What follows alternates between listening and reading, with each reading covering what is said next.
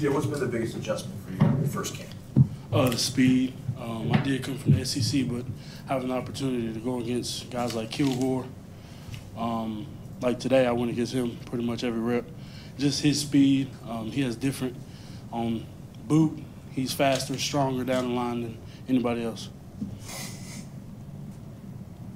First, congratulations. There was a lot of fans there, very happy. I saw families, little kids very excited for you guys today. What are your expectations for this season coming up? And what would you like to change from last year? Thank you. Just to have as much support from the fan base like we had today. I love what they did today. That's why I stayed out there as long as I possibly could. And just for the team to play hard every game, practice hard every week, and just get prepared for whatever we have that week. Scheme-wise, how do you feel that you've adjusted and adapted to what they're asking you to do? Just playing the nose guard right now. I could play the 3 technique if I learn that position.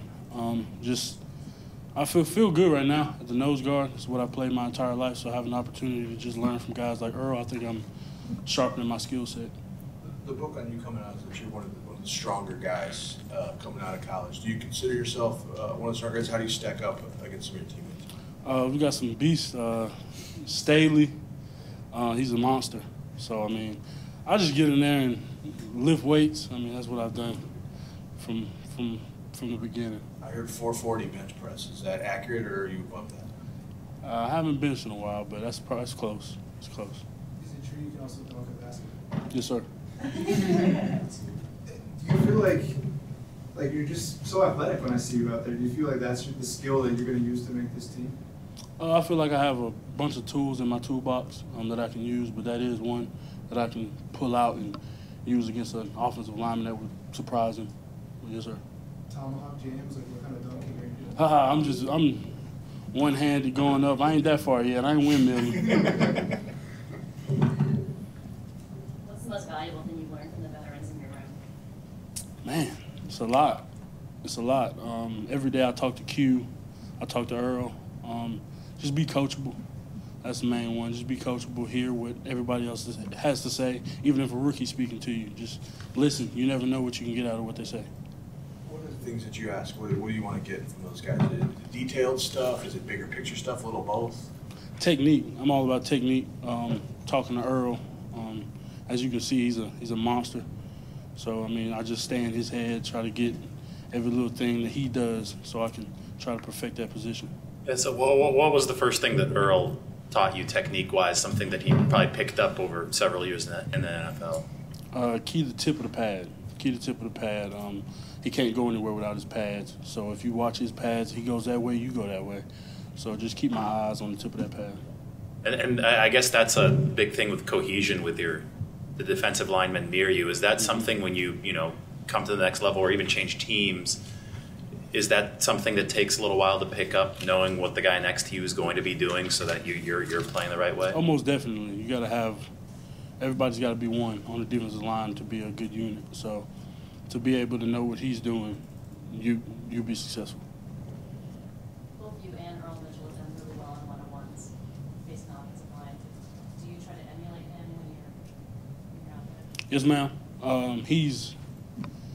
He's the perfect pitcher to look at. I mean, everything he does, he tries to perfect it.